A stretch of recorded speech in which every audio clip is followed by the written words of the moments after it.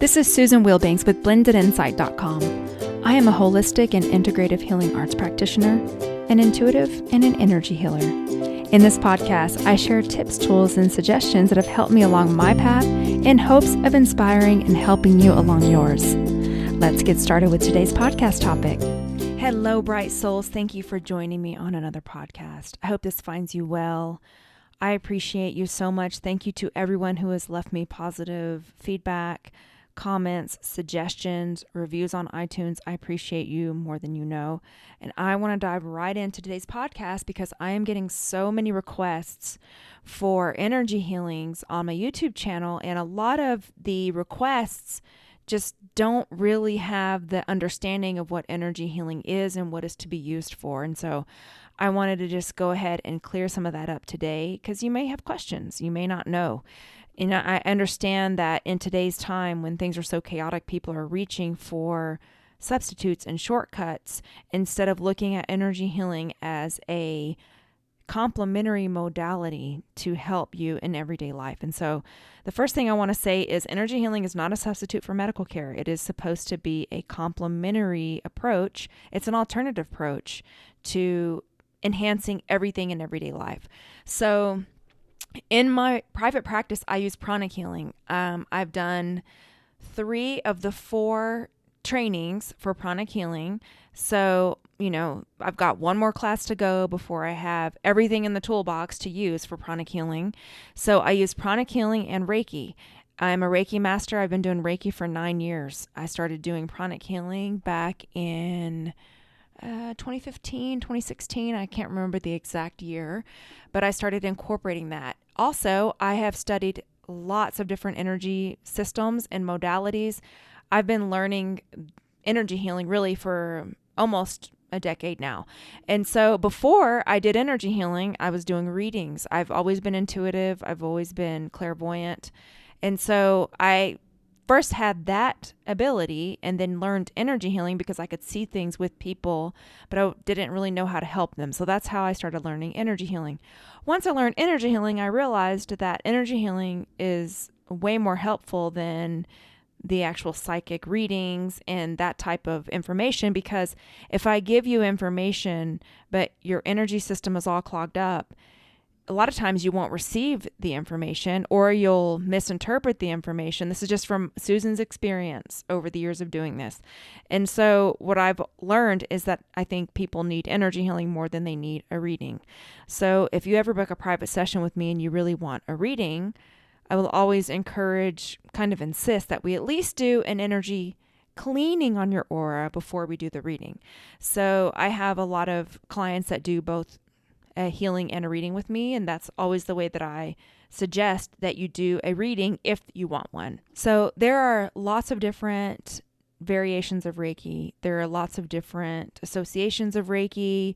People do it differently. There are lots of, it's very saturated. Reiki is a very saturated energy healing modality. It's also a very effective and gentle healing modality. And I've had clients over the years go receive a Reiki session from another person and they say, well, it wasn't quite the same. And what they mean by that is everyone is going to have their individual thumbprint or their fingerprint on the way that the energy flows through them personally. So for me, when I am doing energy healing on anyone, it doesn't even matter what I'm doing. I am very clairvoyant. And so I did not know how other people really did Reiki. I'd only received it from one person, the person that actually trained me, that I received the training from. I didn't know how other people did Reiki, and I don't really care because, from what I understand and what I've been told for years of my life is that I was a shaman in a previous life, and so several lives actually. So I brought all of that healing energy into this body this time. And so the way that I'm doing it is probably different from other people and vice versa. So when I'm doing an energy healing with someone, they're still going to get a reading because I can't separate the clairvoyance from channeling the life force energy, which is what you're doing when you do energy healing, any modality. You're pulling down universal life force energy and you're using it to clean and strengthen the aura of the person. Everything exists in energy first. So someone that is clairvoyant like me, I can see the energy and I can see where things need to be cleaned up. And then I can use the tools that I've been given, that I've learned in this lifetime, to help that and make the aura stronger and clean out blocks and things like that. So where it gets tricky is, so energy healing is a complementary modality. And on my YouTube channel specifically, I often get people asking me to make healings that are very specific to their situation, and it's not generalized. And I try to do mass healings very generally, because here's the thing. So I'm just going to use an example. So here recently, I did a healing for overeating, because that is a common issue with many people in the world, especially those of us who are energetically sensitive. And the reason is because we typically overeat to self-soothe, and we're not grabbing drugs or alcohol or things that our sensitive bodies can't actually handle. So we use things like food to soothe ourselves. And so looking at an energy body for a person who is struggling with overeating, their solar plexus is typically dirty because they're holding emotions, and their will center is often weak, or maybe they have cords there, or it's dirty. And so there are certain energy centers that I know will impact that I can work on to help with that area. And because I am intuitive also, and I've learned so many modalities, I'm actually pulling all of that energy in, and with the intention and also the tools, and running the Reiki to help with that issue. So for those mass healings that are very generalized, it's effective. I'll get other questions. So when I posted my video on overeating, I got someone who asked me to make a video for flat abs. And I explained to the person that you still have to do the work to get flat abs. Energy healing is 10% the energy healing and 90% the person. It's an enhancer. It's complementary. It's not a standalone. And when you're going on YouTube and you're just receiving many healings, it's a general healing, but it's not a substitute for a private session, because your individual energy body could have other blocks that are affecting that issue. And so when we're doing mass healings, we can do it general, and it's certainly helpful, but it's not a substitute. And when I had commented on that, like, it's not a substitute, but you still have to do your work. You've got to physically exercise. So my suggestion would be, if overeating is not the issue, then you listen to a healing for your will center, or do things for your will center, which would be your Ajna chakra, which is in between your eyebrows. And so someone else commented very ugly and ignorantly. I deleted the comment and was like, oh, you're ignorant and you're not humble, and some other just ignorance that this person said. So I just deleted the whole thing. I'm like, I don't have time for this. First of all, I'm here trying to help people with issues like psychological issues, things to help them, give them that oomph and that extra power and the things that are really important. And something cosmetic, such as abs. Sometimes I'll get questions like, I actually get this a lot. Can you do a Reiki general mini healing for anti-aging? That's very cosmetic. And I understand that it's an issue for people, but I feel like in that situation, you should work with a private practitioner, because there's something else going on there. There's probably cords. You need to get your solar plexus cleaned. How much energy is your body pulling in? I don't know what's going on with your life force, like your life force flow, I guess is the right word to say. So it's never a substitute for, the mini healings are never a substitute for private sessions. That's number one. Two, it's 10% the healer, the practitioner, and 90% the person. You still have to do your work. You can't just sit around and binge watch TV, eat Doritos, not exercise, get on the internet and throw stones at people who are trying to do good work in the world, and then turn on a 5-minute energy healing on YouTube and say, this is going to fix my problems. No, it's not going to. It's a partnership. Let's be practical. I believe in miracles, and I believe that it matches you. Like, where's your heart? Where's your intent?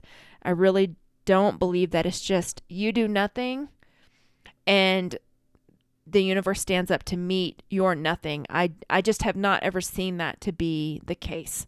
And so I'm not saying it can't happen, because I don't know. Could just be my limited awareness.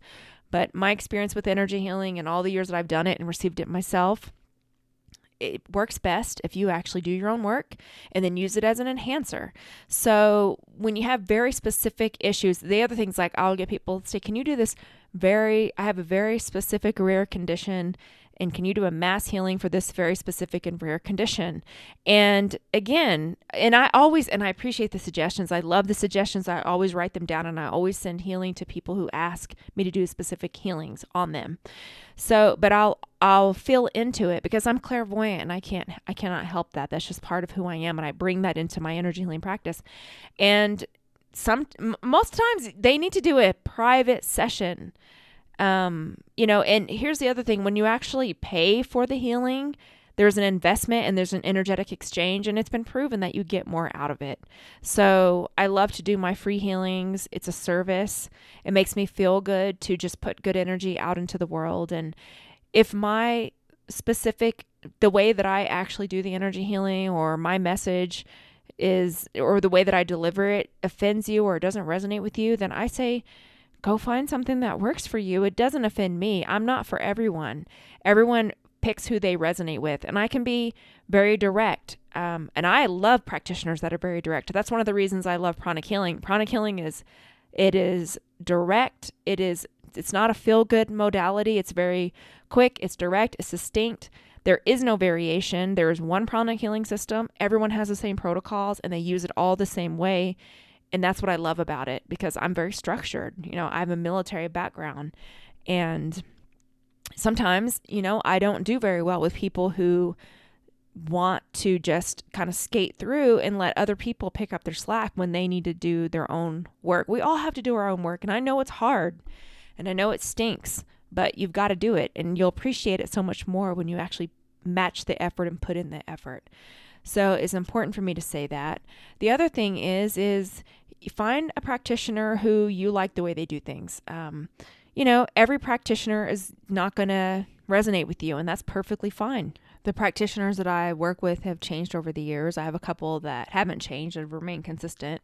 But, even though I'm doing this work, I receive regular energy healings. I do my meditation practice. I exercise. I do my breath work. I'm able to work on myself, do energy healings on myself. And there's a couple of YouTubes that I have produced that I listen to. I listen to my own YouTube channel because I know the energy healing and the modalities I'm using and how it's flowing through me. And I know that my energy is clean and pure. Every energy healer, I don't know what they're doing, but there's been times where I've stumbled upon someone's energy healing channel and I don't feel good. There's been times where I've worked with private practitioners where I didn't feel very good when I worked with them or after the healing. And I'm very energetically sensitive, so I know that may not be the case for everyone. But what I've learned over the years is that, some energy healing practitioners, or even people that do readings, if their energy field is not clean, there's times where it can contaminate someone. And so we definitely don't want that. And I feel like your intuition is always correct, and you should just trust what you're drawn to and just do your own work, and use it as a boost, a helper, an enhancer, a complementary modality, not a standalone, especially not the general mini healings. They're phenomenal. Like I said, I use them too and I listen to them, but I don't use them as a substitute. I'm doing all the other things as well. And so I hope that helps, and I appreciate you so much. And this is a crazy time, and I know it is. It's really important that you ground yourself in your spiritual practice and use everything in your toolbox. We all need it right now. So with that said, let's just do an energy healing, a general energy healing, where I will clean your aura and flood you with beautiful prana. So if you could uncross your arms and legs.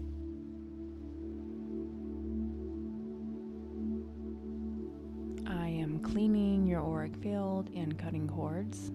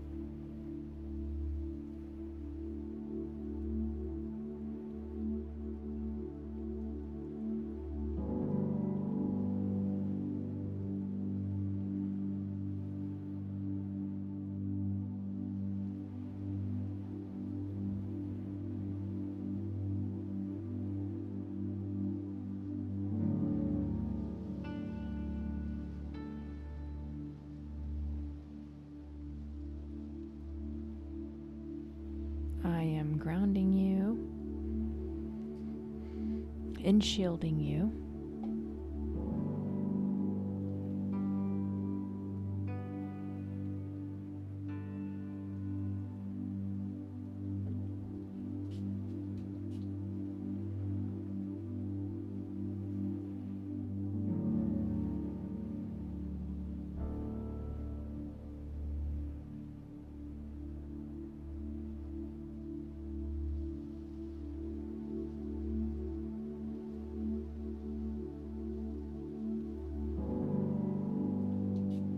Okay, and so it is.